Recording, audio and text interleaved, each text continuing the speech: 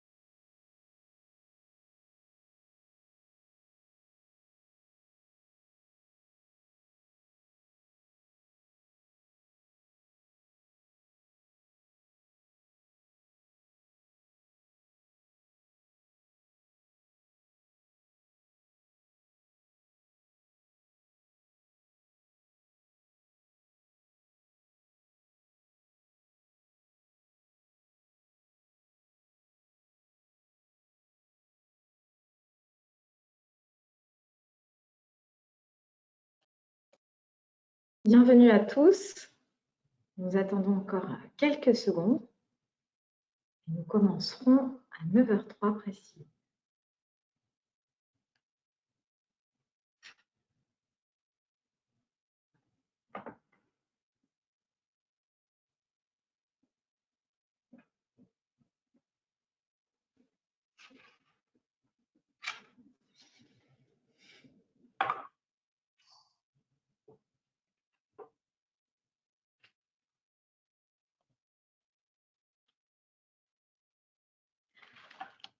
Alors, bienvenue au webinaire sur le décret tertiaire. Je vais activer la caméra pour nous présenter. Je ne sais pas si vous l'avez et que vous nous entendez bien. Nous sommes ravis de vous recevoir ce matin pour parler ensemble du décret tertiaire et surtout de la nouvelle relation qui va se construire entre propriétaires et locataires. C'est une relation assez ancienne quand même, ce n'est pas une toute nouvelle, mais avec de nouvelles modalités dues aux problématiques de l'environnement et de la transition énergétique. Je m'appelle Sylvie Méran-Ilfra, je travaille dans le cabinet Sobre Énergie et aujourd'hui je suis accompagnée par… Bonjour à tous, Thibaut Jeb, avocat associé du cabinet Fidal. J'interviens avec une double casquette au sein de ce cabinet, une casquette environnement ainsi qu'une casquette immobilier. Donc le décret tertiaire se prête bien à ces deux casquettes. Bon, écoutez, nous allons éteindre la caméra le temps de la présentation. Nous la reprendrons au moment de vos questions. Nous comptons une présentation autour de 45-50 minutes. Ensuite, vous pouvez poser au cours du webinaire vos questions dans le petit cadre à cet effet. Nathalie, qui travaille avec nous et qui sera le modérateur de ce webinaire, lira vos questions et nous efforçons d'y répondre en fin de webinaire. Donc, à ce moment, j'enlève la caméra et nous commençons la présentation. Alors, donc nous nous sommes déjà présentés. Très rapidement, quelques mots sur Sobre Énergie, que vous connaissez sans doute, donc je serai vraiment rapide. Dans notre ADN, 3 éléments fondamentaux qui sont indissociables dans la transition énergétique, les bâtiments, les data et les hommes, puisque quelquefois on oublie que les comportements sont aussi essentiels dans la transition énergétique. Et là, on va le voir, qu'il y a non seulement les relations, les équipes et les comportements qui vont être des facteurs déterminants. À l'écran, vous voyez quelques-uns de nos clients qui sont tout autant des clients de la sphère publique que de la sphère privée, car le décret tertiaire concerne toutes les sphères.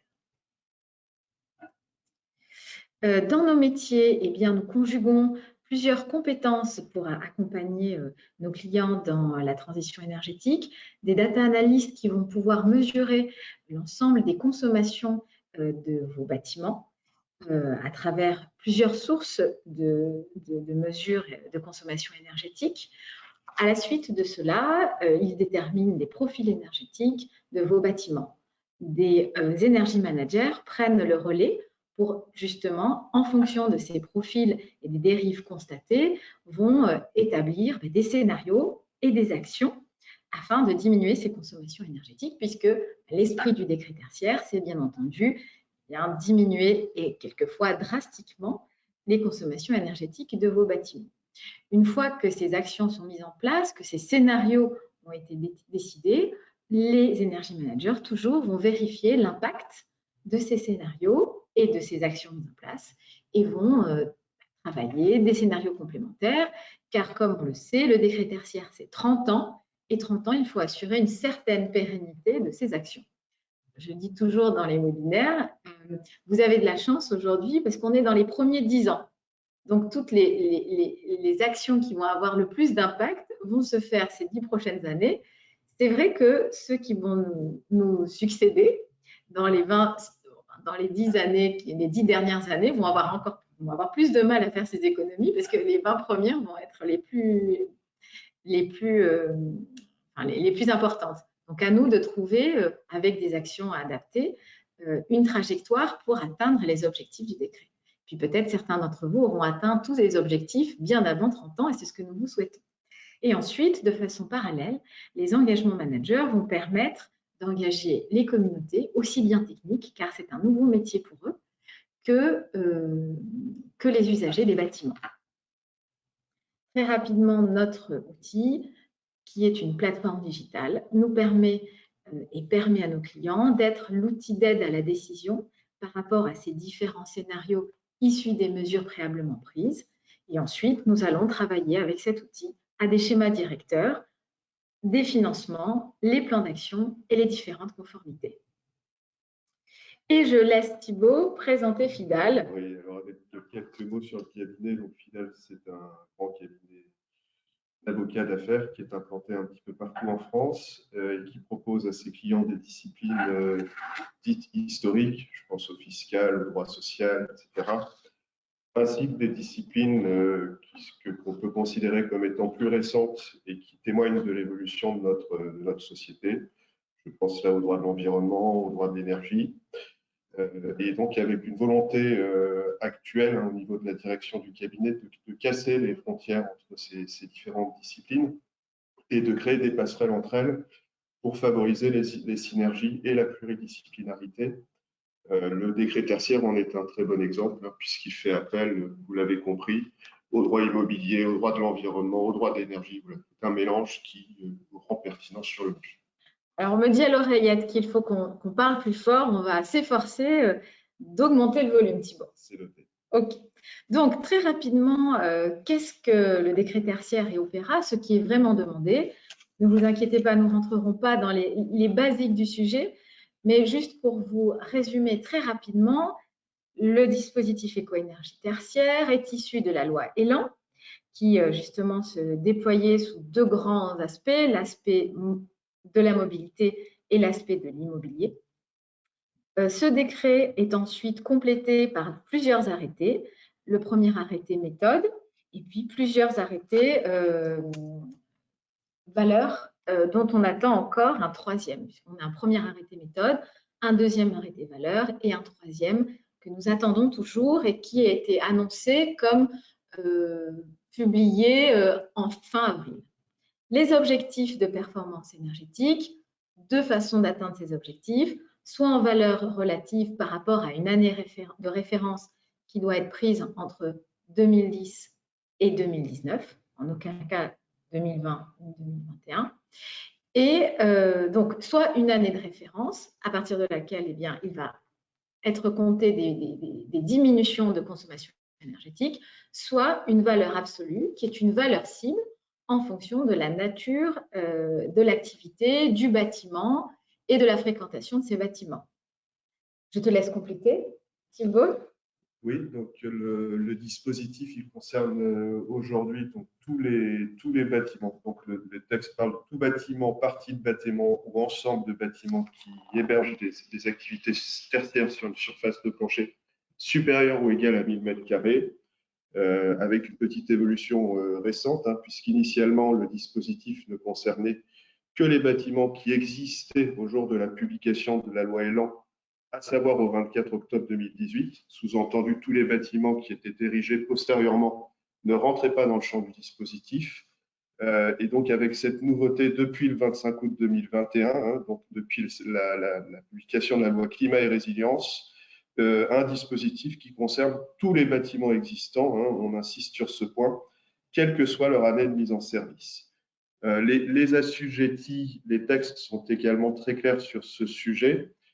On a pensé, et certains soutiennent d'ailleurs dans la pratique, que ce sont les propriétaires qui seraient concernés en premier plan par le dispositif.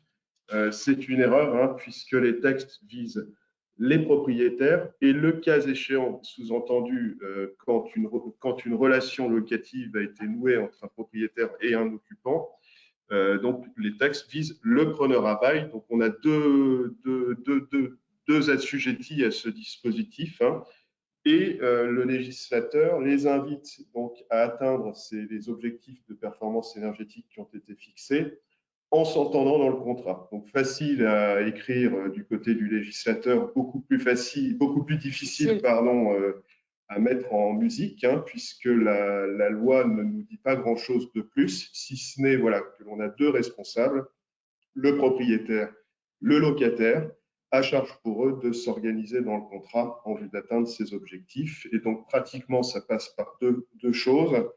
Ils vont devoir donc s'entendre et mettre en place un programme d'action. Et pour permettre à l'administration de suivre le respect des objectifs, ils vont devoir déclarer leurs données de consommation sur la plateforme dédiée à cet effet. Et c'est tout le principe de ce webinaire, d'éclaircir ces fameuses relations, aussi bien lors de la déclaration que lors de la gestion au long cours des différents programmes d'action qui devront être mis en place pour atteindre ces économies d'énergie. Donc, dans la loi sont concernées toutes les activités tertiaires, marchandes ou non marchandes, à savoir, par élimination, celles qui ne concernent ni le secteur primaire ni le secteur secondaire. Donc, vous avez à l'écran l'ensemble des services, vous aurez la présentation sur demande pour pouvoir garder ces éléments. Donc, de façon beaucoup plus spécifique dans la définition des assujettis, Thibault, des bâtiments qui hébergent exclusivement des activités tertiaires, avec 1000 m² au moins, des bâtiments à usage mixte, je te laisse compléter. Voilà. Ou alors, le texte ajoute, donc ce sont des bâtiments qui sont situés sur une même unité foncière ou sur un même site, dès lors que le cumul des surfaces est supérieur ou égal à 1000 m². Donc on s'est interrogé, et l'ADEME l'a fait, hein, puisque dans son Q&A, elle vient préciser ce qu'il faut entendre par unité foncière et site. Et donc, ce qu'il faut retenir, c'est que la notion de site, elle renvoie à celle d'entité d'exploitation, qui implique un lien fonctionnel entre les différentes activités qui sont exploitées dans les bâtiments. Tandis que la notion d'unité foncière, elle renvoie à celle de propriété Donc, deux bâtiments relèveront d'une même unité foncière s'ils sont contigus et qu'ils appartiennent au même propriétaire. Donc, 5 leviers d'action demandés.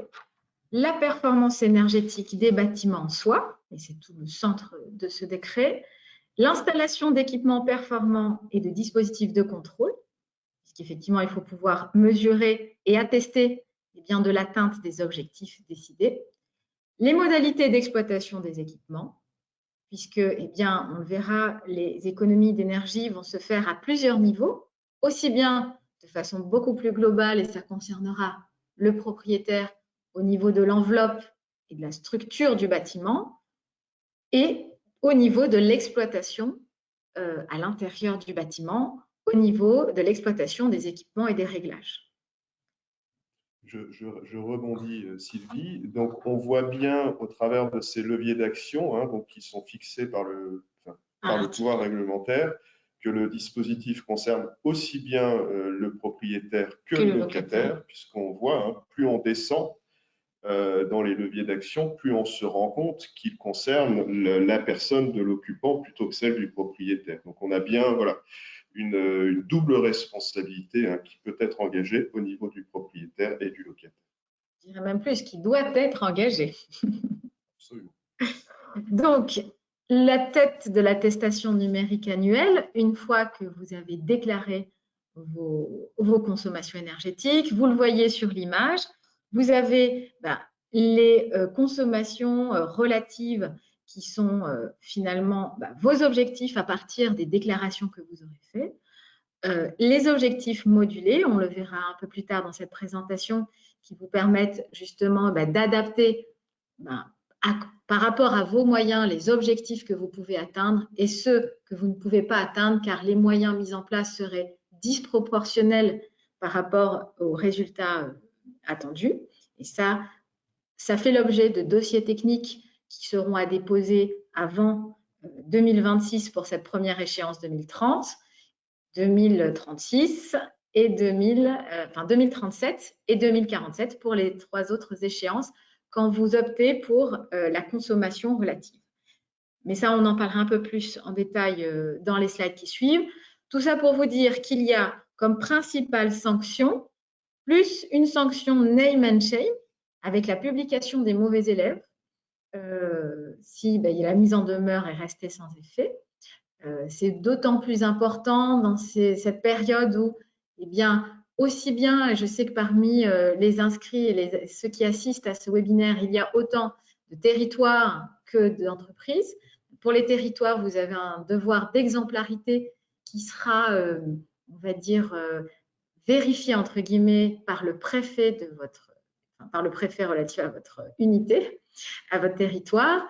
Et puis pour les entreprises, par une note RSE, plusieurs notes RSE d'ailleurs, relatives soit au bâtiment, soit à l'entreprise. Nous n'avons pas de modalité encore publiée qui détermine une relation directe entre le décret tertiaire et des notes, mais le système des notes va être un des grands éléments qualifiant ou disqualifiant l'organisation qui serait rétive à appliquer ce décret tertiaire.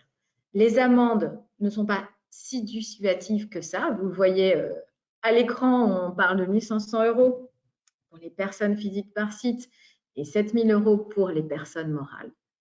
Et puis, la note éco-énergie tertiaire, sous forme de plusieurs petites feuilles, de la noire, la pire, à la triple verte, la meilleure, qui aura un impact sur la valorisation du patrimoine, et qui devra être ajouté aux annexes des baux pour vos locataires qui le demanderont. Avec une valeur patrimoniale du bien qui va être de plus en plus importante, à mon sens, et des sanctions qui risquent de s'aggraver au fil de l'eau, à mon avis, puisque si on fait le parallèle avec ce qui se passe actuellement en matière d'habitation, avec le critère de performance énergétique du bâtiment d'habitation, qui est susceptible soit d'entraver la relation locative, soit d'empêcher un propriétaire d'augmenter son loyer voire de le réviser, on risque de tomber sur ce type de sanctions, pardon, à mon avis, à l'avenir en matière de tertiaire, puisqu'il serait logique, voilà, que ces sanctions fassent vase communicant vers le secteur tertiaire. Absolument, dans la logique des loyers, dans la logique des valorisations, et il est à parier qu'un nouveau due deal, un due deal énergétique, pour le coup, j'ignore si on pourra l'étendre à environnemental, mais en tout cas, un due deal énergétique fera partie des différents due deals de valorisation des biens. Donc, cette déclaration, nous la faisons, vous la faites où? Sur la plateforme Opérate, qui est ouverte aujourd'hui et sur laquelle vous pouvez désormais ouvrir un compte, mais guère plus pour l'instant, sachant que tous les éléments seront à jour pour la date butoir du 30 septembre. Certains de nos clients, certains de nos partenaires nous demandent s'il y a un report envisagé de l'ouverture de cette plateforme. À ce jour, et après confirmation auprès du ministère, aucun report de la plateforme et de la première déclaration n'est faite, à moins que ça fasse partie de la première déclaration du président dont on ne connaît pas encore le nom. Je ferme vite la parenthèse, hein. Mais à ce jour, pas d'information de report ni annoncée ni évoquée, plutôt une confirmation que la plateforme sera active pour septembre 2022. Donc, le planning de déploiement. Alors, toutes nos excuses, on a commencé le planning à partir de décembre, donc il y a quelques mois.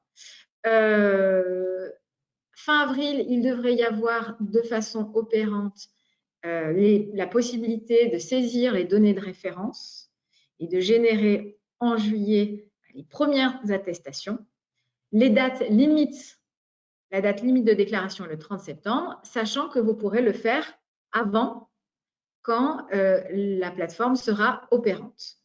L'interfaçage avec vos différentes plateformes énergétiques ne se fera qu'à partir de janvier 2023.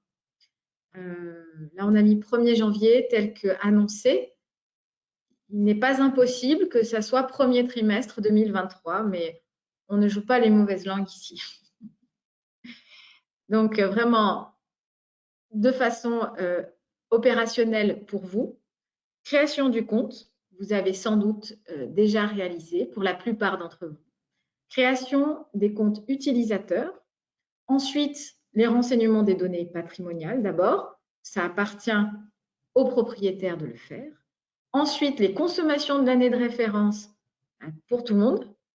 Les données de consommation 2020 et 2021 pour tout le monde avec des modalités différentes, avec des modalités sur des consommations différentes, on le précisera dans les slides suivantes. Les indicateurs d'intensité d'usage et l'attestation annuelle pour évaluer les objectifs. Quelles sont les transmissions de données et qu'est-ce que vous devez transmettre si ce n'est déjà fait? On le fait vraiment très rapidement. Les données administratives pour déterminer les comptes utilisateurs et les mandats pour les prestataires. En effet, vous pouvez recourir à un tiers, à un mandataire, afin qu'il puisse, à votre place, remplir les déclarations opérantes.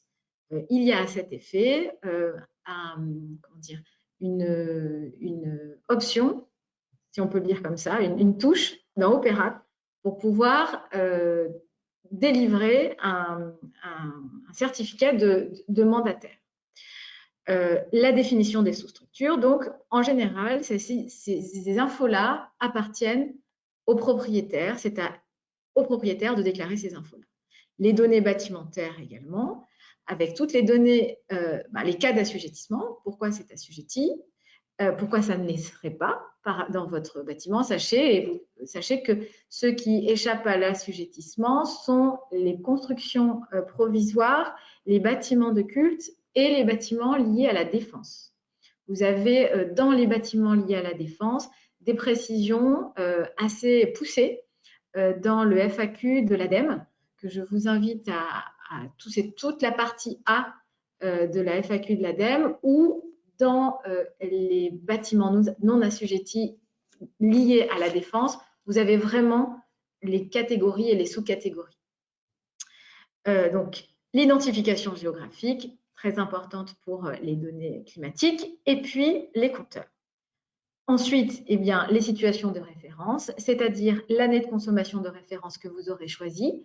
Elle peut être sur tout un parc ou par bâtiment. À vous de déterminer, selon votre stratégie, quelle serait la meilleure pour vous et selon aussi la nature de votre parc. En effet, si vous avez un parc assez homogène, il sera plus facile de gérer une seule date de référence. Si vous avez un parc très hétérogène, il sera moins aisé de déterminer une année de référence pour le parc en entier.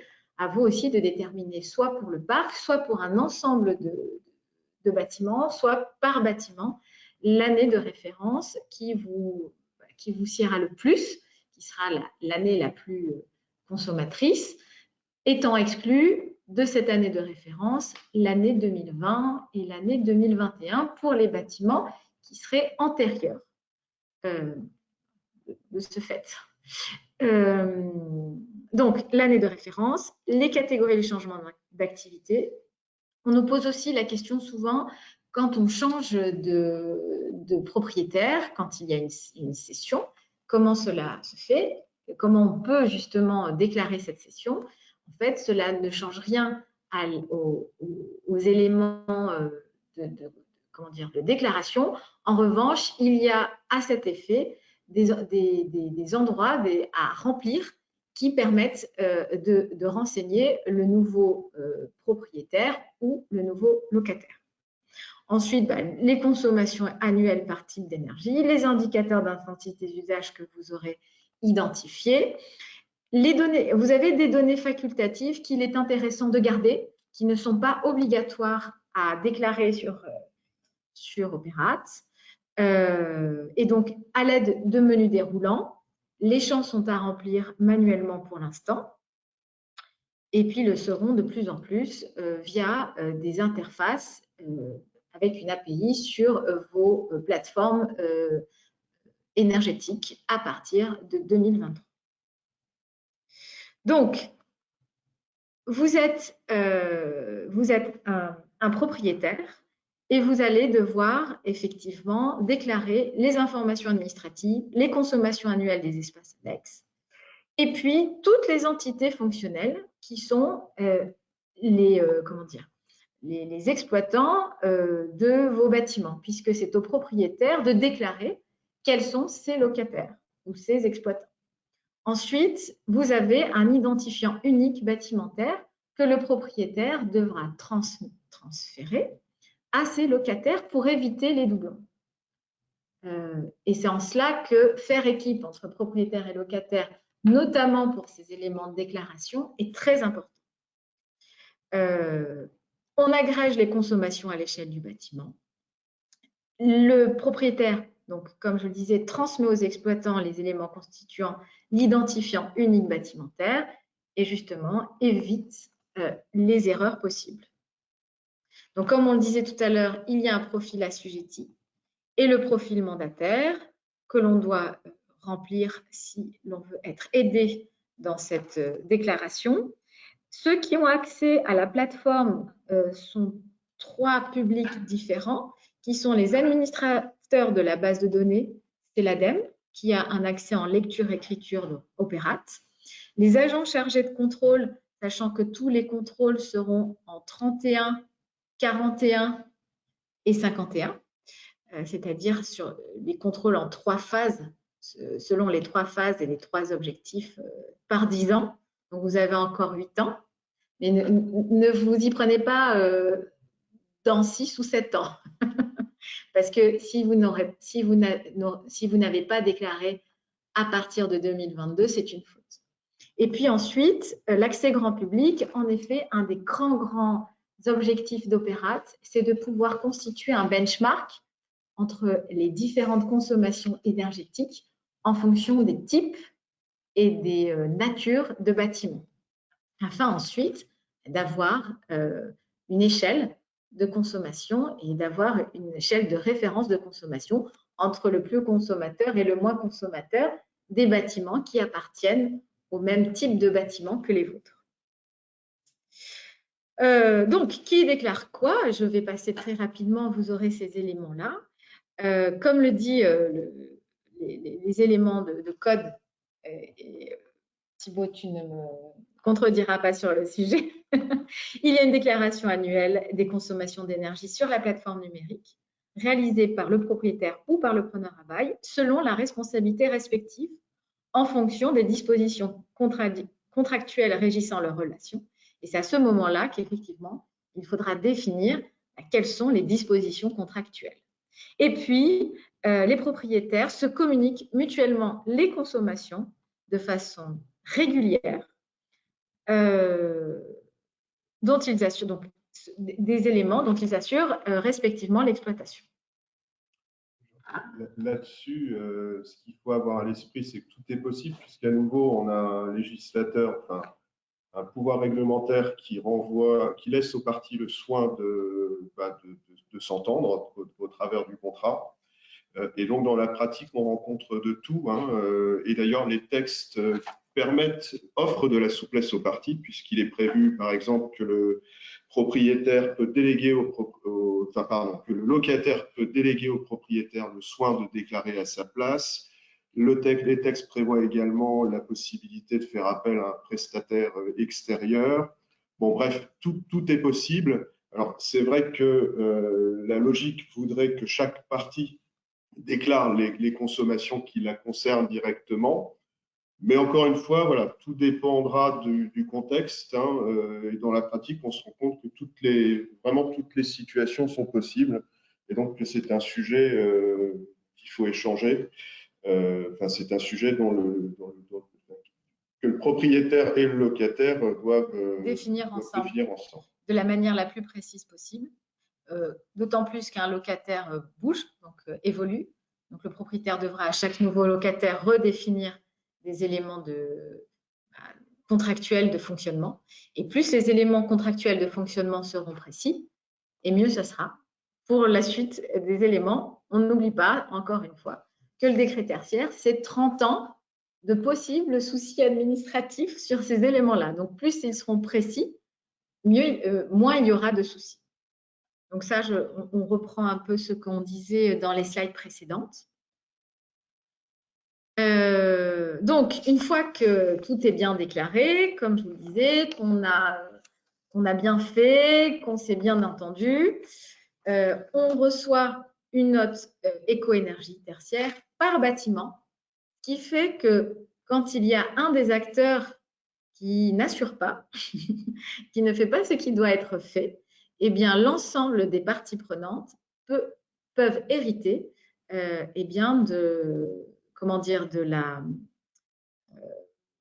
du laxisme du propriétaire et vice-versa.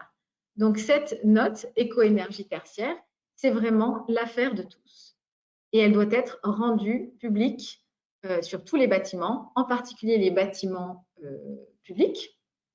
Elle devra être visible sur les bâtiments publics et visible sur tous les documents administratifs liés à la location et à la propriété. Donc, mais il y a quand même, en 2022, le droit à l'erreur. Comme dit le ministère, c'est un droit d'apprentissage. Alors, j'ai une petite blague en disant c'est un droit à l'erreur pour tout le monde, aussi bien pour la plateforme que pour nous tous, puisque c'est vraiment une année où tout va se caler, avec une acculturation obligatoire de la part de toutes les parties prenantes. 2020 et 2021 sont non représentatives, il n'y aura pas d'attestation annuelle autour de ces années, mais il faudra qu'elle soit déclarée quand même. 2022 est l'année la plus chargée parce que c'est durant cette année-là qu'on va déclarer toutes les données bâtimentaires qui ne vont pas évoluer de façon drastique d'une année sur l'autre et où il y aura ce fameux identifiant bâtimentaire.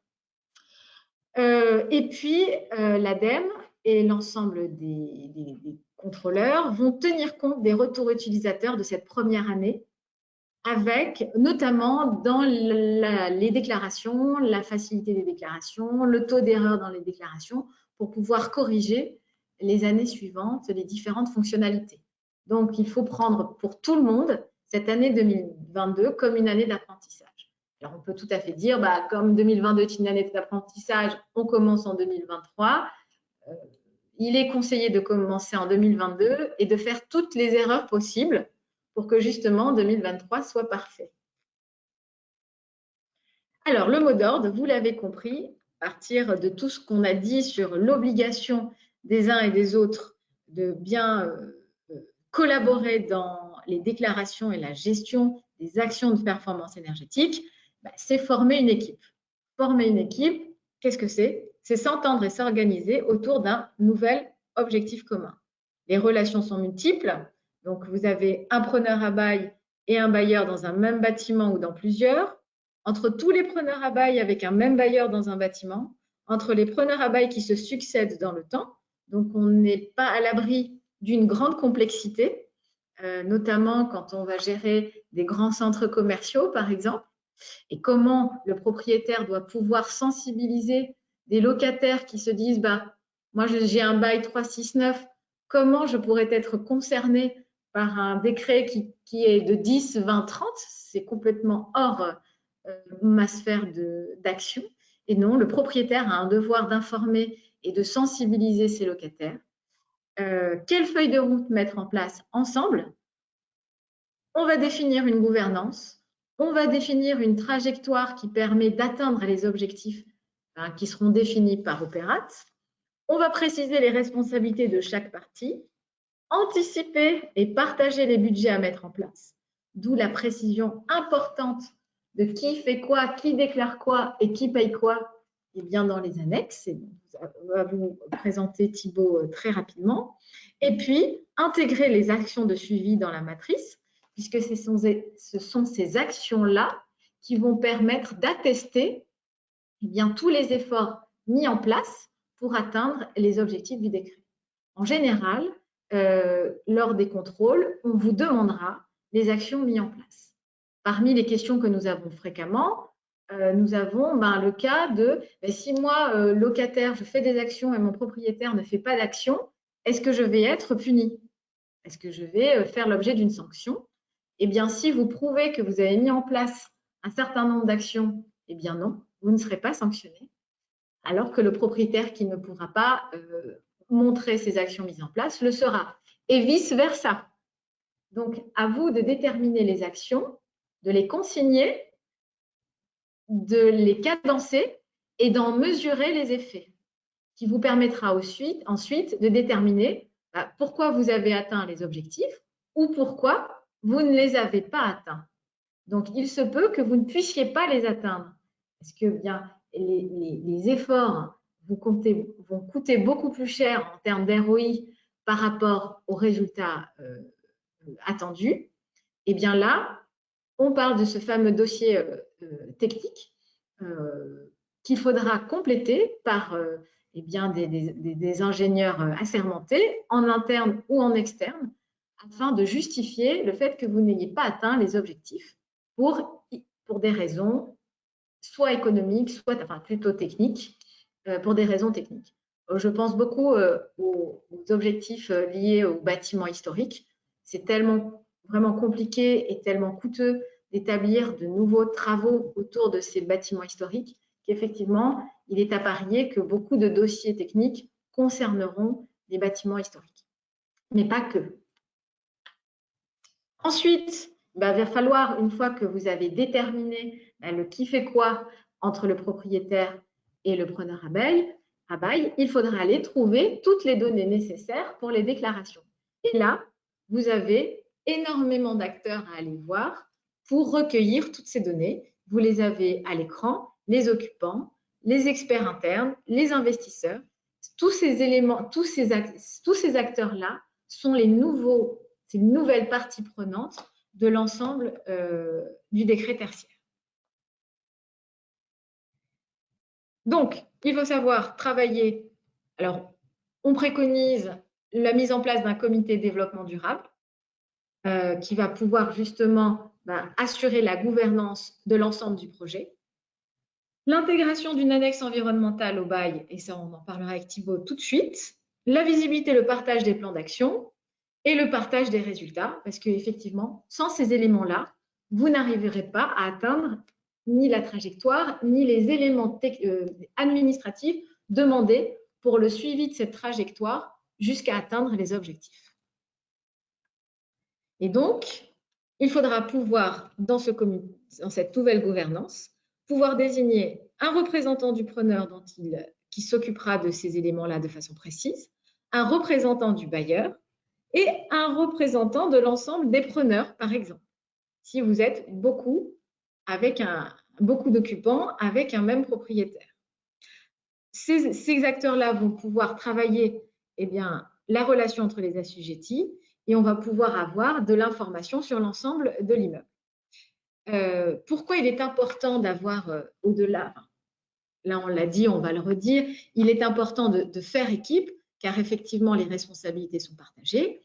C'est aussi un élément technique puisque les objectifs sont les résultats sont mutualisés. Vous avez un objectif par bâtiment ou par parc et vous pourrez mutualiser dans un même parc les objectifs. Si par exemple 20% de vos bâtiments ont atteint l'ensemble des objectifs du parc, vous pourrez mutualiser les objectifs atteints. Et en cela, vous avez vraiment besoin, quand vous êtes propriétaire, d'avoir une vision vraiment d'ensemble sur tous les comportements énergétiques de vos bâtiments et comment les acteurs à l'intérieur se sont organisés pour vous faire remonter ces infos-là.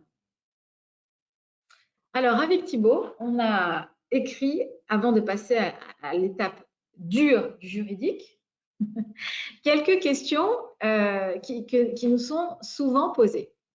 Donc, une des questions, c'est entre le propriétaire et les preneurs à bail, qui doit déclarer l'unité foncière pour éviter les doublons sur Opérate? Normalement, si vous avez bien écouté le début du webinaire, vous devrez répondre à cette question. Je vous laisse 2 secondes. 1, 2. Et là, le propriétaire déclare son bâtiment et ses locataires, donc les locataires qu'il a. Il transmet ensuite ce qu'il a déclaré, les unités foncières et la dénomination des bâtiments à ses locataires pour qu'ils fassent à leur tour leur déclaration. Par la suite, les autres occupants déclarent l'unité foncière assujettie sur la base des informations faites par le propriétaire. Deuxième question, si un propriétaire ne donne aucune information sur Opérate dans les délais requis, est-ce que le locataire peut être inquiété de sanctions? Et là, vous avez déjà dit la réponse. Non, il ne peut être inquiété de sanctions si les agents identifient que c'est bien le propriétaire qui n'a pas répondu à ses obligations. Puisque vous aurez, si vous êtes locataire, de la même manière, tout est vice-versa. Vous pourrez dans votre dossier présenter vos objectifs, les actions mises en place, la mesure des actions. Attention, l'entente obligatoire des 2 parties. Et dans le cas d'un bâtiment partagé, qu'en est-il des consommations des parties communes? Elles seront, d'ailleurs, je vous invite à aller considérer la partie DC3 de la FAQ de l'ADEME sur le sujet. Elle est assez longue, mais pour reprendre la substantifique moelle, pour les espaces communs et les espaces annexes, c'est le propriétaire qui doit effectivement renseigner. Et ensuite, les consommations d'énergie doivent provenir des compteurs ou des sous-compteurs et on a une répartition au tantième des surfaces considérées. Et là, je laisse la parole enfin à Thibaut pour parler de l'annexe environnementale, c'est-à-dire le bail vert qui va définir cette fameuse relation entre propriétaire et locataire. Oui, donc on l'a vu, donc il appartient aux parties de se rapprocher et de traduire dans le contrat le respect des objectifs qui ont été fixés par les textes. Donc, j'insiste sur un premier point, c'est qu'il y a une totale liberté contractuelle en la matière. Le bailleur et le locataire doivent se rapprocher et traduire cela dans un contrat. Et donc, il n'y a pas de format imposé.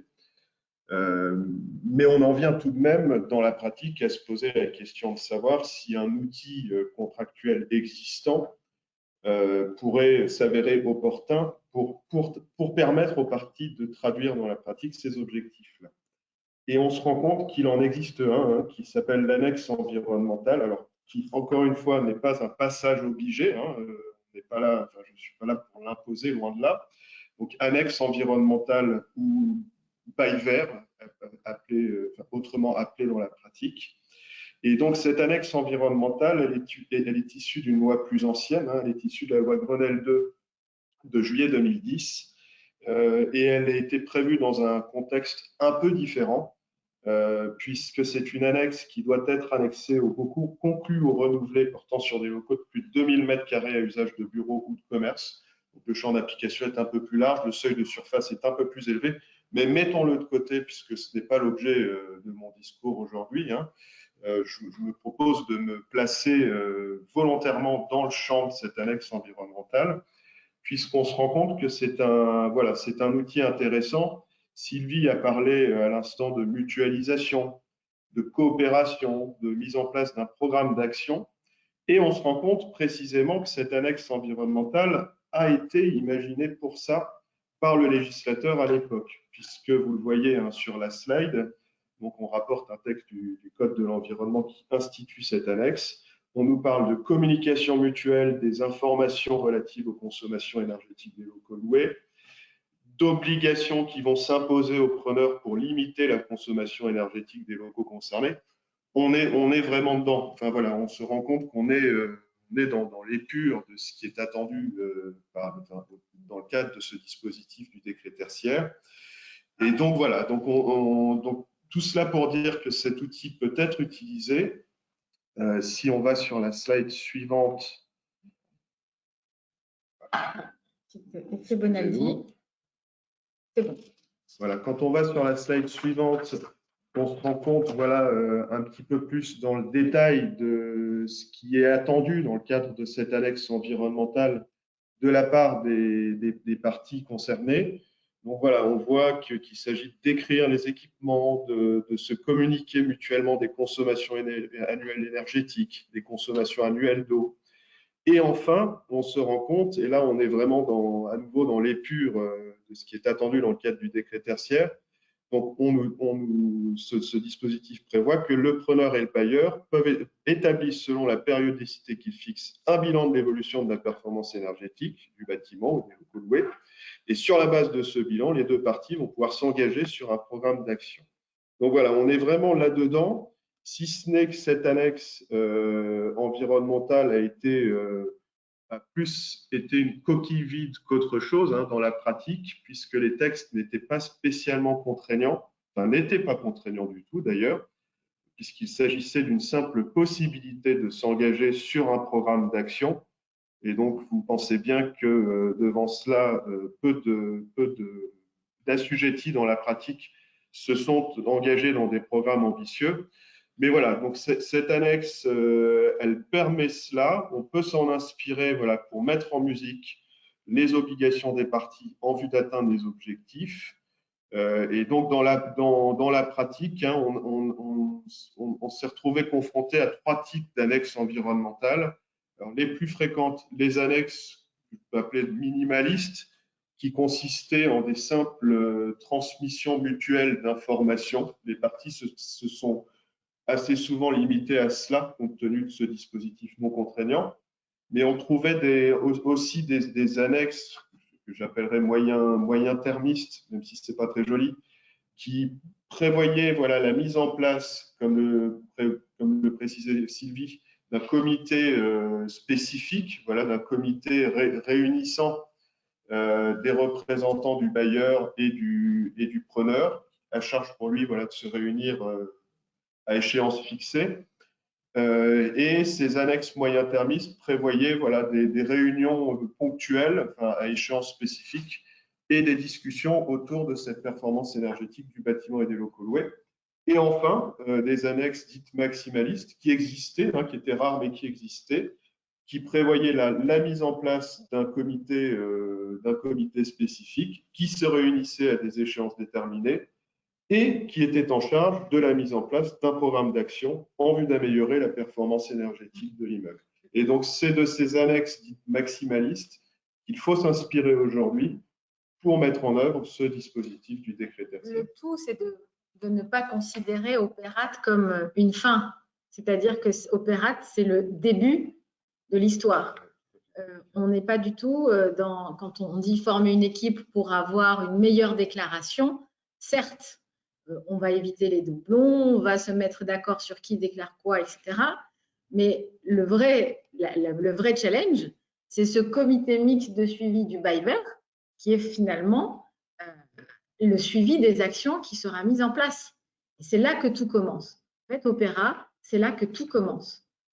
On a tendance à penser qu'il y a une échéance et que c'est là où tout finit, et que si on s'est bien mis d'accord sur Opéra, eh ben c'est bon.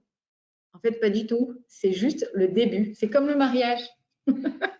Et donc, avec deux petits points d'alerte qui me paraissent Oui, importants. pardon, je te remets. Une annexe environnementale, ou peu importe la manière dont vous appelez ce document. Bon, déjà, il y a dans la pratique, on se rend compte qu'il y a notamment des clients qui ont voulu introduire cela au sein même du bail commercial. Et on se rend compte que ce n'est pas vraiment la place de cette annexe environnementale, puisque ça alourdit considérablement la rédaction du bail commercial. Et donc voilà, d'où l'idée de placer ces éléments dans une annexe ou protocole joint au bail. Et donc ce qui est important si on décide de se lancer sur la rédaction d'une annexe environnementale, c'est de penser à bien la connecter au bail commercial et de faire en sorte qu'il n'y ait pas de stipulation divergente entre les deux documents. Je prends un exemple.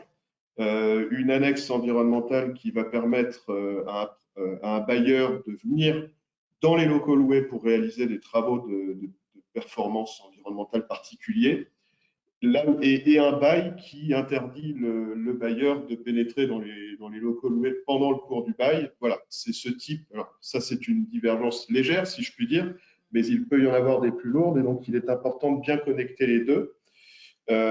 Il est important également, puisqu'on l'a vu, l'annexe environnementale n'est en tant que telle pas assortie de sanctions. Et donc, si on décide de l'appliquer volontairement,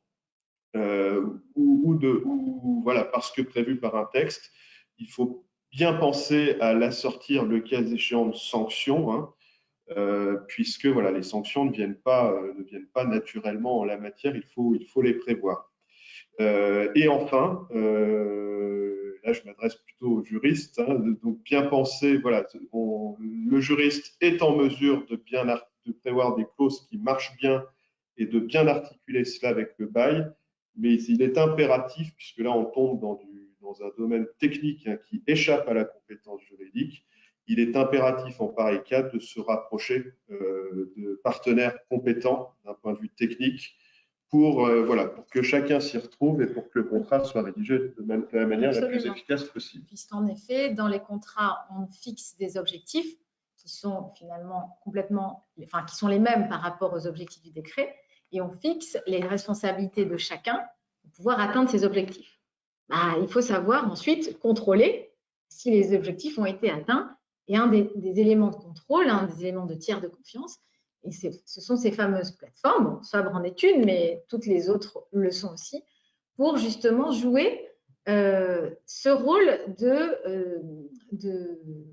validation que les trajectoires sont bien les bonnes et sont atteintes ou non atteintes, qui permet justement de respecter les clauses du contrat que vous aurez définies préalablement.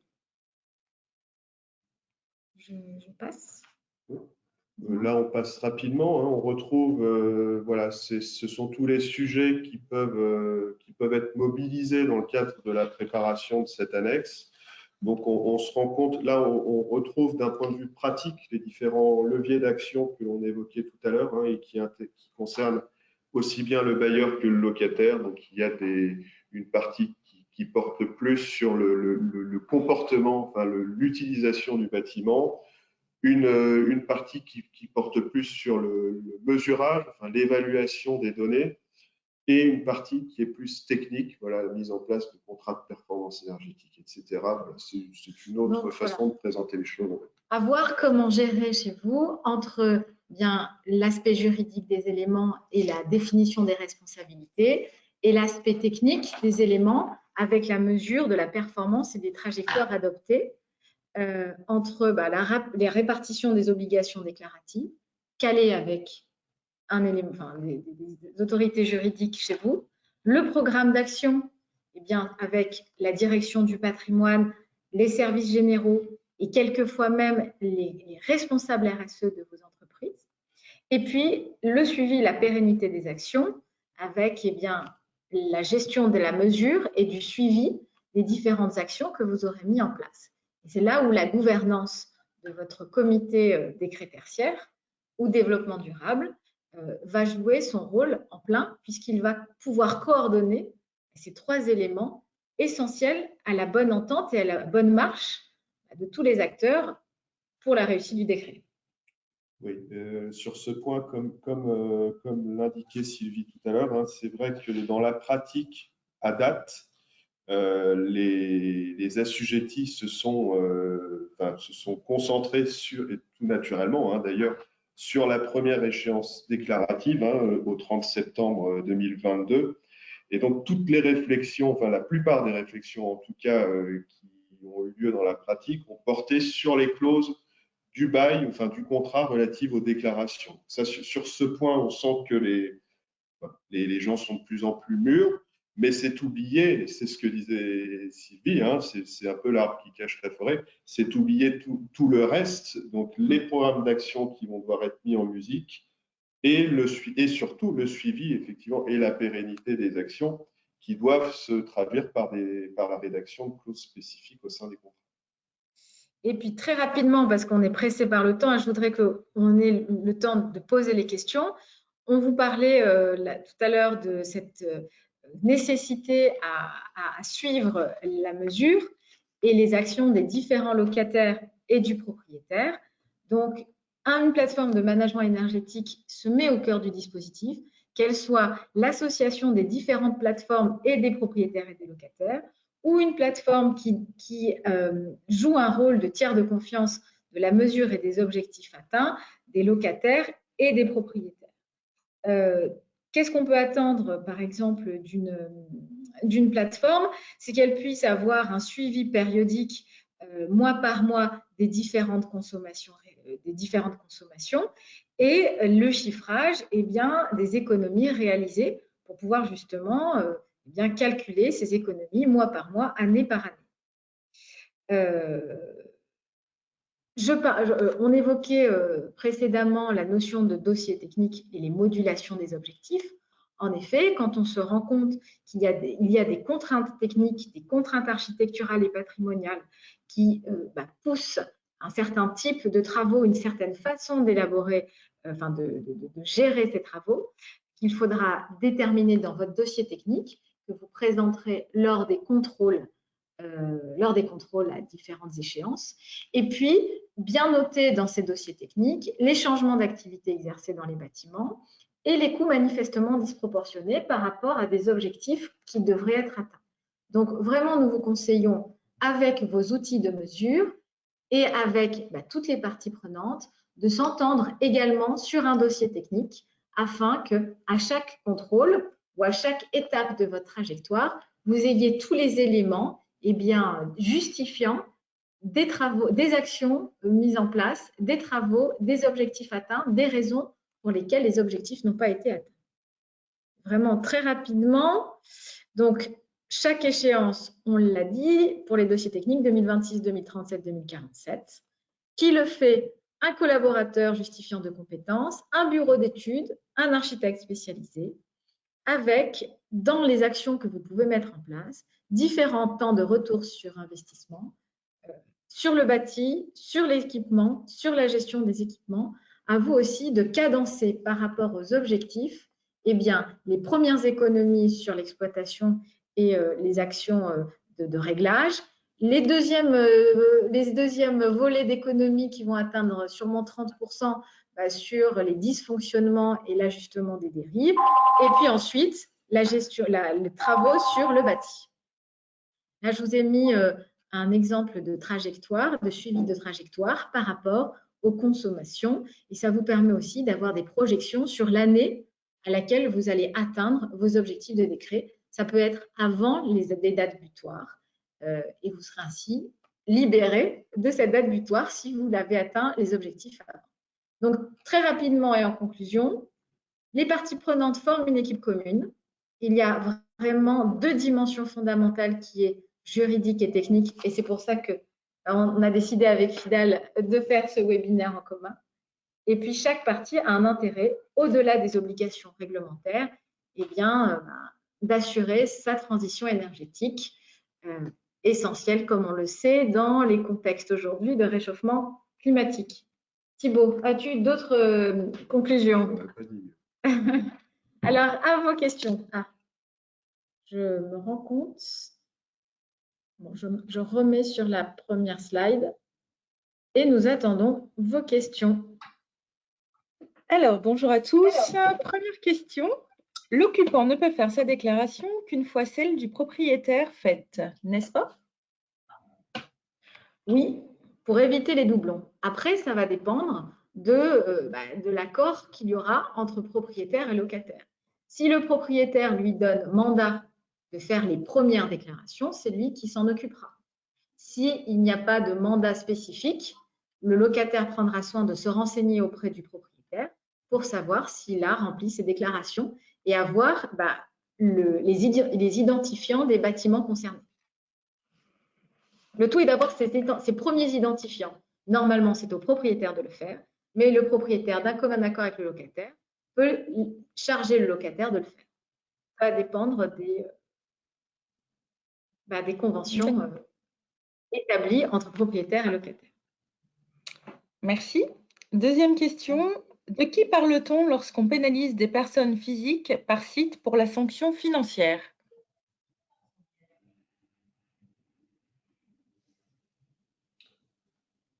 Personne physique. Oui, parce qu'en fait, c'est personne physique. Je pense que c'est le terme personne physique qui n'est pas très clair, il me semble, pour l'interlocuteur. Ah oui, je pense qu'on vise là l'hypothèse dans laquelle l'occupant est une personne physique. Enfin, l'occupant assujetti au dispositif est une personne physique et le texte précise alors que cette personne physique, si elle ne se conforme pas à ses obligations, est susceptible de sanctions. C'est-à-dire que tous les statuts sont concernés. La personne physique comme l'entreprise. D'accord. Alors, cela veut dire qu'un bâtiment neuf doit potentiellement baisser de 40% ses consommations d'ici à 2030? Alors, non.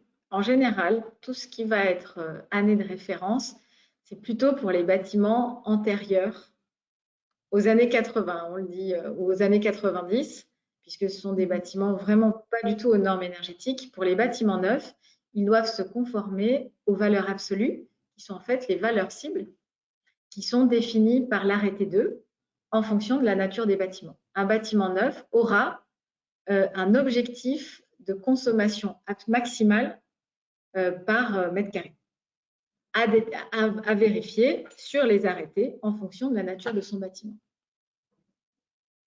Donc, il ne sera pas du tout sur le relatif. Concernant les relations multiples, n'y a-t-il pas également un rassemblement possible entre tous les bailleurs, à l'instar du regroupement entre tous les preneurs à bail?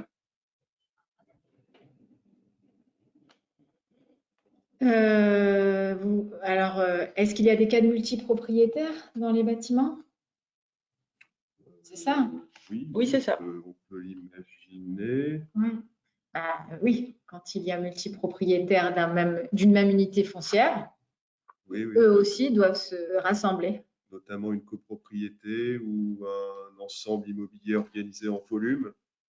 On peut imaginer effectivement une action concertée entre les propriétaires. Oui, ça aurait absolument. Absolument.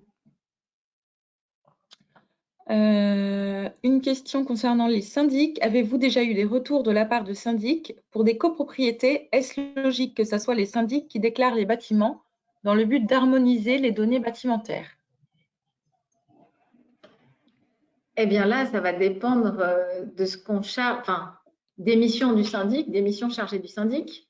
En effet, s'ils deviennent représentants, alors pour le coup, d'un multipropriétaire, effectivement, ils deviennent mandataires et vont pouvoir déclarer. Mais ça va vraiment dépendre de ce que le propriétaire a décidé. Donc, ça fait vraiment partie de ces organisations à définir entre propriétaires, syndic de copro, s'il y a multipropriétaires, et locataires. Donc, vraiment à définir, mais un syndic peut être un mandataire. Le syndic en tant que tel n'est pas visé par les textes, hein, comme n'est pas visé comme responsable, mais voilà, plus il y a de la coordination, le mieux ce sera. Et donc, le syndic peut être une partie prenante du dispositif, oui, à qui on peut… Il peut se dire qu'il est responsable, il peut devenir responsable, c'est une prestation complémentaire, devenir mandataire et agir pour le compte de son propriétaire, comme tout autre mandataire. Mais effectivement, il n'est pas responsable pour le coup. En tout cas, il peut l'être au travers du mandat. Voilà. Ouais, absolument. Quelqu'un qui demande où est-ce que je peux trouver les valeurs absolues et les objectifs, donc sur le site de l'ADEME. Alors, les valeurs absolues, c'est l'arrêté 2. Oui. Valeurs absolues. On attend un arrêté 3 pour d'autres bâtiments et le dom-tom. Je n'ai pas le lien immédiat, mais Nathalie, on lui prendra le mail et on lui enverra le lien. Mais ça, vous tapez arrêté valeur absolue, vous avez les éléments. Oui, en fait, tout part, en fait, l'arrêté socle, si je puis dire, c'est un arrêté dit méthode dans lequel sont venus se greffer les arrêtés valeurs absolues. Et donc, il me semble que l'arrêté de référence, c'est un arrêté du 10 avril 2020 dans lequel… Oui. D'accord, ok. En tout cas, il s'appelle arrêté 2. Mais pas arrêté de faire quelque chose. J'enverrai le lien à la personne qui a demandé. Un objectif global impose-t-il une année de référence commune? Excuse-moi, Nathalie, je n'ai pas entendu le début de la question. Alors, un objectif global impose-t-il une année de référence commune?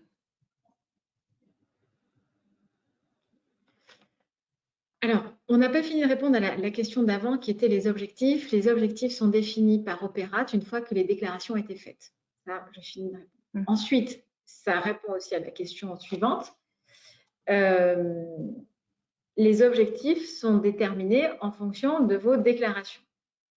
Si vous avez opté pour une année de référence pour tous les bâtiments, effectivement, il y aura un objectif pour tous les bâtiments. Si vous avez opté pour une année de référence par bâtiment, il y aura un objectif par bâtiment. J'espère répondre à la question. Tout va dépendre de comment vous allez déclarer vos objectifs. Puisque les objectifs, c'est par nature par rapport à l'année de référence.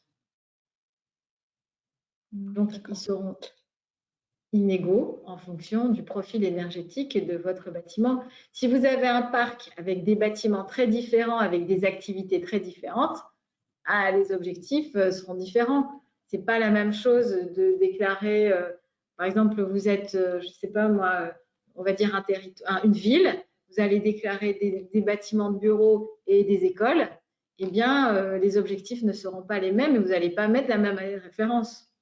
On ne vous conseille pas. Alors, nous avons encore de nombreuses questions. Alors, bonjour. Si nous sommes propriétaires d'un ensemble de bâtiments, les objectifs seront sur l'ensemble des bâtiments. Mais si, dans l'ensemble de ces bâtiments, nous n'atteignons pas les objectifs sur un site où nous avons des locataires, est-ce que les locataires sont sanctionnés? Alors, il y a plusieurs questions dans la question. La première question, c'est si on n'arrive pas à atteindre les objectifs sur un site, vous pouvez mutualiser les objectifs atteints sur d'autres sites vers ce site qui n'arrive pas à atteindre des objectifs. Donc, par exemple, je ne sais pas, sur la majorité des sites, vous avez même été à 31 voire 32%, 41 ou 42% ou 45%. Donc, vous avez un peu dépassé l'objectif. Vous pourrez utiliser les 5% pour le bâtiment restant. Donc, il y a une mutualisation des objectifs possibles. Ensuite, si la question dit si dans tous les locataires, il y a une partie des locataires qui ne joue pas le jeu et donc on n'aura pas atteint les objectifs du bâtiment, eh bien, la note sera par bâtiment. Soit vous êtes arrivé à mutualiser et à, comment dire, gommer l'incurie de vos locataires et vous avez une note sympa. Soit vous n'êtes pas arrivé à gommer parce que la mutualisation n'est pas assez grande, vous avez une note pas sympa. Mais concernant les sanctions, vous n'avez pas de sanctions parce que vous aurez mis en place un plan d'action et vous l'aurez suivi. Et c'est votre locataire qui aura une sanction parce que lui n'aura pas mis de plan d'action et ne l'aura pas suivi. Donc, il faut bien séparer la sanction et la note éco-énergie tertiaire qui, normalement, est de pair, mais peut être séparée dans ce cas-là. Oui, sachant qu'on parle des sanctions administratives depuis le début de la présentation, on peut aussi imaginer qu'un propriétaire engage la responsabilité contractuelle de son locataire dont le comportement, en fait, ferait obstacle à l'atteinte des objectifs. Donc ça, c'est un autre point à mon sens. D'où l'annexe environnementale. On revient toujours, et surtout sur l'histoire des objectifs, à l'annexe environnementale, parce que effectivement, c'est là où on va pouvoir déterminer qui fait quoi. J'essaie de remettre l'écran de nos emails s'il y avait des questions complémentaires ou si vous n'aviez pas l'entièreté de vos réponses. J'arrive. C'est à la toute fin. Mais c'est tout à la fin. J'ai manqué la propos. Effectivement, peut-être dernière question. Donc, la personne qui a posé la question sur la mutualisation de l'année de référence apporte une précision. Donc, en fait, la question était quid du choix de l'année de référence pour un même bâtiment mais différents utilisateurs. Donc, est-ce qu'on peut mutualiser cette année de référence? L'année de référence, elle va être par bâtiment. Par bâtiment. Donc, je ne comprends par bâtiment ou par parc. Oui. Ou par parc. Donc, je vais juste remettre nos mails. Comme ça, vous les aurez. Ou par parc. Donc, je ne comprends pas la question. Effectivement, il y a une mutualisation possible si on décide qu'on prend une année de référence pour un parc. Pour un parc. entier. Exactement, sachant que ce n'est pas très conseillé, puisque tout va dépendre de la nature du parc. Je vous mets à l'écran nos mails.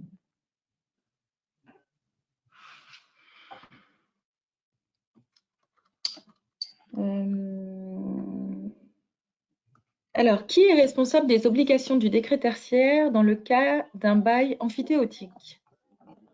Thibaut, c'est une question pour toi. Sachez que c'est une question star. Oui, c'est vrai que c'est une question qui revient souvent. En fait, ce n'est pas la nature du bail qui est visée par la réglementation, c'est l'existence d'une relation locative en tant que telle, prise en tant que telle et donc indépendamment de la nature du bail, si bien qu'en matière de bail amphithéotique, on va retomber sur les obligations donc à la charge du preneur et du propriétaire, qui sont celles que l'on a évoquées dans le cadre de la présentation. Donc, il n'y a pas de particularité attachée au fait que l'on se situe dans le cadre d'un bail amphithéotique, à mon sens. À partir du moment où on dépasse les seuils et que l'immeuble relève du dispositif. Peut-être que ce qui est lié aussi au bail amphithéotique, c'est quand c'est mis en disposition d'association pour un... Dès qu'il y a un bail, il y a décret tertiaire, de toute façon. Oui, dès qu'il y a une relation locative. Oui. C'est vraiment, pour reprendre l'expression des textes, c'est le propriétaire et le cas échéant, le preneur à bail, qui est une plutôt vilaine expression en fait pour viser le locataire, mais indépendamment de la nature du bail.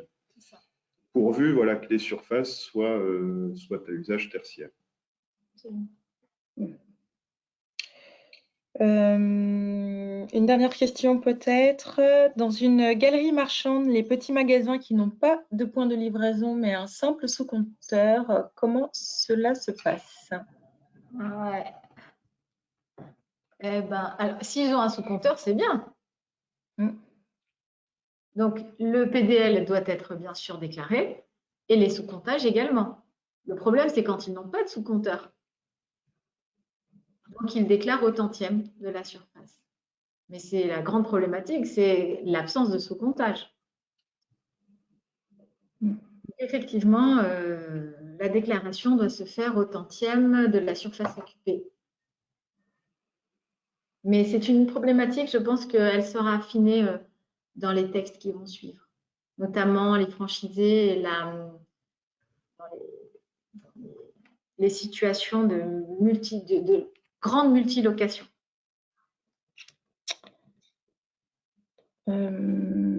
Très bien, nous avons encore un certain nombre de questions. Vas-y Nathalie, pour ceux qui restent.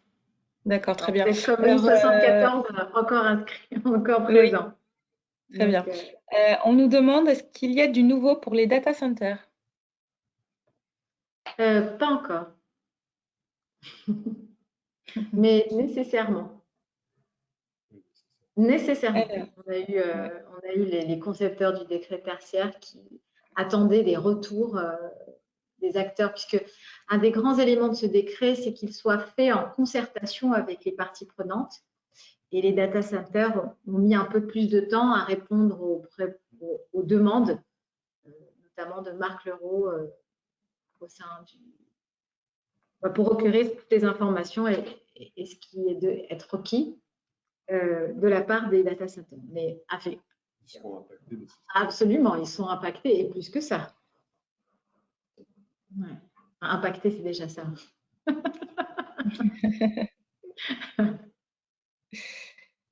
Alors, à toutes les personnes qui demandent si c'est possible d'avoir le replay, je vous confirme que oui. Voilà. Ensuite, une autre question. Quelle est l'obligation légale de la part du bailleur à la participation des travaux?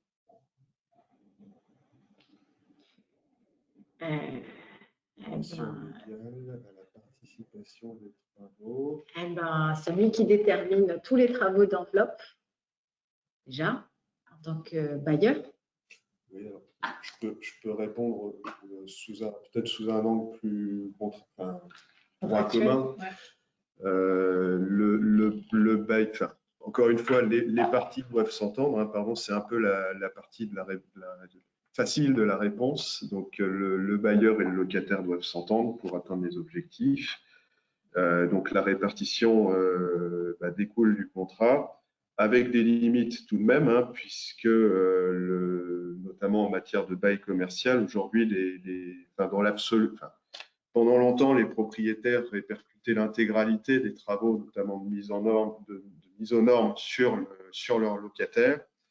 Aujourd'hui, la loi a posé des limites, hein, puisque, par exemple, tout ce qui relève des grosses réparations de l'article 606 du Code civil ne peut plus être répercuté sur le locataire depuis la loi Pinel. Donc, voilà, la répartition est libre, mais avec des réserves, enfin des limites qui sont fixées par certains textes. Mais globalement, voilà, le propriétaire, il est contraint d'assumer le montant des travaux et ou l'exécution dans la limite du contrat. C'est la seule. La réponse n'est pas très précise, mais c'est comme ça que ça se passe. Donc, oui, effectivement, il a l'obligation de financer. Et c'est pour cela, effectivement, qu'il doit déterminer dans son annexe environnementale ce qu'il doit refacturer ou pas.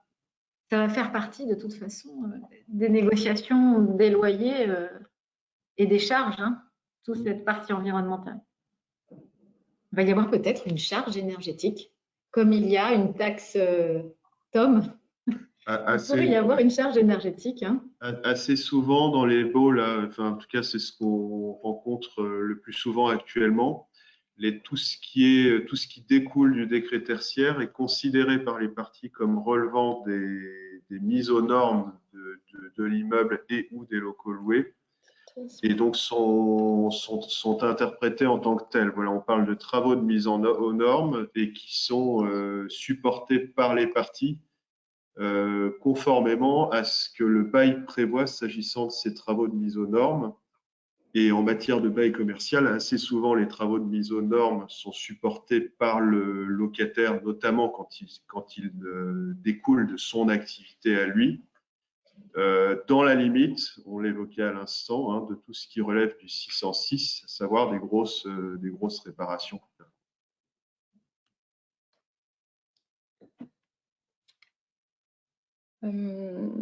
Merci pour ces précisions. Une jardinerie avec un espace serre est-elle concernée également? C'est aussi la question vraiment typique. Non, puisque c'est du primaire, donc ce n'est pas tertiaire. Donc, il faut pouvoir par contre disposer d'un sous-comptage pour pouvoir sortir la consommation énergétique de cet espace. Et la jardinerie revient vraiment souvent. Je crois que vous avez beaucoup de jardins en fait. Cela dit, ça implique de construire prochainement beaucoup de jardins suspendus dans vos bâtiments tertiaires pour réduire la surface assujettie. Et en plus, c'est beau. Cela dit, je mets quand même un frein si on constate… Non, mais non, même pas. Non. Donc, la jardinerie et les serres ne sont pas comptables dans le décret tertiaire car appartenant à l'activité primaire. Il faut savoir si elle est accessoire ou pas. Après, à déterminer si elle est accessoire ou pas. Si la serre sert à nourrir les gens qui occupent le bâtiment, peut-être, je ne sais pas. Il faudra voir avec l'avocat pour le coup. Et l'avocat ici, c'est Thibaut. Mais de manière immédiate, non. De manière plus fine, à voir, à valider. Pourra-t-on modifier les surfaces de plancher refroidies et chauffées après septembre 2022?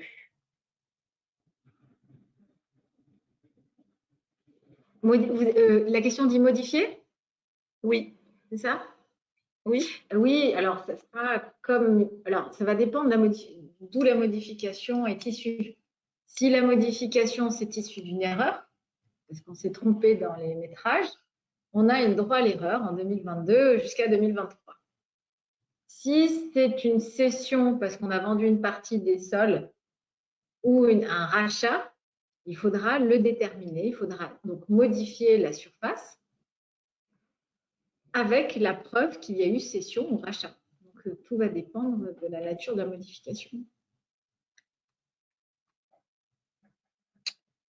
D'accord. Si le bâtiment est en DSP pour, par exemple, 5 ans, que dire? Excuse-moi Nathalie, je n'ai pas compris la question. Alors, si le bâtiment est en DSP, si le bâtiment est en DSP pour, par exemple, 5 ans, que dire? Alors là… DSP, délégation de service public, peut-être? C'est ça. Je demande une précision. Bah, il est soumis de la même manière. Oui, alors. Oui. Euh, Je réserve ma réponse. J'ai demandé une précision à la personne. L'assujettissement au décret tertiaire, c'est à la fois public et à la fois privé. Donc, est-ce que la question c'est est-ce que s'il est d'usage public, il est assujetti ou pas? Oui. Après, si ça fait 5 ans qu'il est d'usage public, oui. Mais après, voilà, je ne veux pas nous répondre.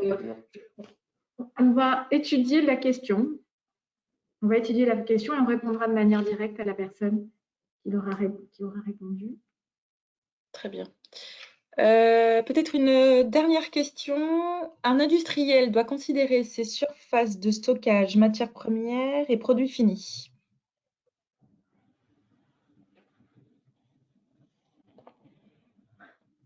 Excuse-moi Nathalie, tu peux répéter? Alors, est-ce que l'industriel doit prendre en compte pour le décret tertiaire les surfaces de stockage de matières premières et de produits finis? Non, c'est secondaire. Oui, là, tout tient en fait à nouveau dans l'appréciation de savoir si ces surfaces sont considérées comme accessoires à celles principales. Et si oui, alors ça pour le coup, ça suppose une analyse un peu sur pièce, je dirais. Si oui, oui, il n'y a pas de raison que ces surfaces soient exclues du seuil de calcul. Après, ça va ouais. Là, pour le coup. Alors, un participant nous dit uniquement les surfaces de produits finis si la durée de stockage est supérieure à 5 jours, mais pas le stockage de matières premières parce que c'est non assujetti. Alors, matières premières, c'est sûr, parce que ça n'est pas assujetti, parce que la destination de ces matières premières sera secondaire, anyway. En revanche, effectivement, les autres, là, le produit fini, ça peut devenir effectivement un espace de stockage à usage tertiaire, et effectivement, c'est assujetti. Mais là, relire le FAQ partie A, mais tous ces éléments vraiment de détail à voir comment. C'est très précis comme élément. Et on veut bien revenir vers la personne en réfléchissant plus, avec plus de données sur les éléments en fait. Oui. Sur le principe, c'est une même logique, mais de façon particulière. Il faut voir qu'est-ce qu'il entend par produit fini. Effectivement, il y a les 5 jours. Voilà. Oui. Alors, allez, vraiment une toute dernière question parce qu'elle revient assez souvent. Comment obtenir les consommations des locaux loués lorsque nous n'avons plus de locataires dans les locaux? Ah bah alors, c'est plus des locaux loués. S'il n'y a plus de locataires, ils ne sont plus loués. Ils sont vacants. Non? J'imagine que la personne veut dire que pour aller déterminer l'année de référence et récupérer les consommations, effectivement, si le locataire est parti, comment on fait? Bah, si le locataire, pardon, l'Express, les Échos qui font des ça. Soit c'est loué, c'est le locataire, soit ça n'est plus loué et ce sont des locaux vacants, et c'est au propriétaire qui devient de fait occupant le temps qu'il le loue. Oui, Ouais, tout ça, hein, à fait. Les locaux resteront d'usage tertiaire, hein, et donc les obligations perdureront, mais sans locataire. Et donc, on peut imaginer que tout reviendra, en tout cas l'espace d'un instant, enfin, le temps de la relocation, ouais. que ça sera transféré sur la personne du Ouais, comme tous les frais d'ailleurs. Hein. Ça redevient vacant et donc ça motive d'autant plus le propriétaire de relouer. Mais bon, normalement, s'il n'y a pas d'occupation, les consommations énergétiques sont moins importantes. Ouais.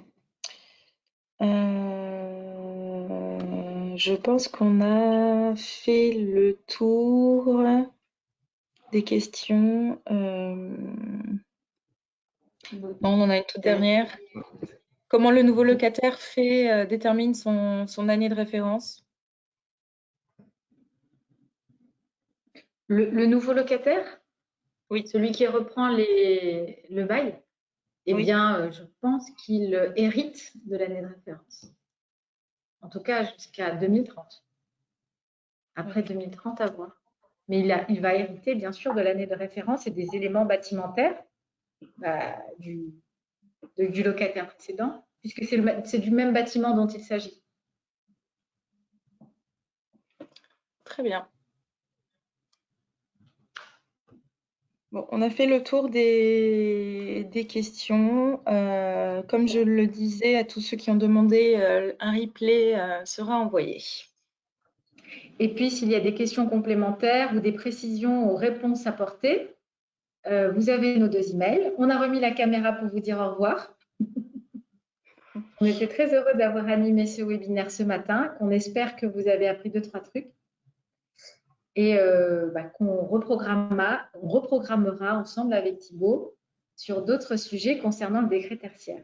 Si vous avez une envie particulière, un besoin d'information, n'hésitez pas à nous en faire part. Nous pourrions justement, sur vos suggestions, soit faire évoluer le webinaire, soit vous en proposer des suivants. Voilà, écoutez, pour ma part, je vous souhaite une très très bonne journée et à très bientôt.